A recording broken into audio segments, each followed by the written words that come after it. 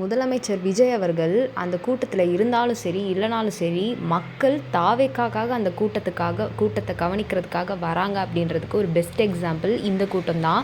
இதில் வந்துட்டு முதலமைச்சர் விஜய் அவர்கள் இல்லை, ஆதவர்ஜுனா இல்லை, பொதுச் செயலாளர் புசி ஆனந்த், இந்த மாதிரி முக்கிய பிரமுகர்கள் யாருமே இல்லை. ஆனால் தாவேக்காவோட எம்எல்ஏ ஈசிஆர் சரவணன், அப்புறமா இன்னும் கொஞ்சம் முக்கியமான பிரமுகர்கள் மட்டும்தான் இருக்காங்க.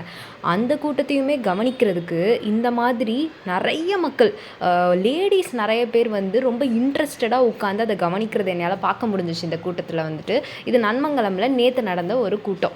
இதில் வந்துட்டு யாரும் வந்து ஃபோன் பார்த்துட்டோ இல்லை வந்துட்டு வீடியோ எடுத்துட்டோ அந்த மாதிரிலாம் இல்லை. இந்த கூட்டத்தில் என்ன பேசுகிறாங்கன்றதை கவனிச்சிட்டு இருக்காங்க.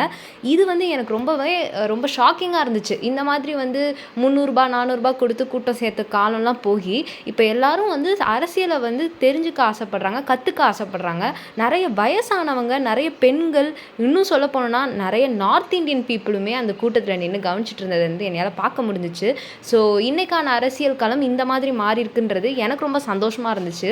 பார்க்கும்போது வந்துட்டு இது வந்து காசுக்காக சேர்கிற கூட்டம் கிடையாது அப்படின்றத ஒவ்வொரு தடவையுமே தாவேக்கனவர் நிரூபிச்சுட்டே தான் இருக்காங்க.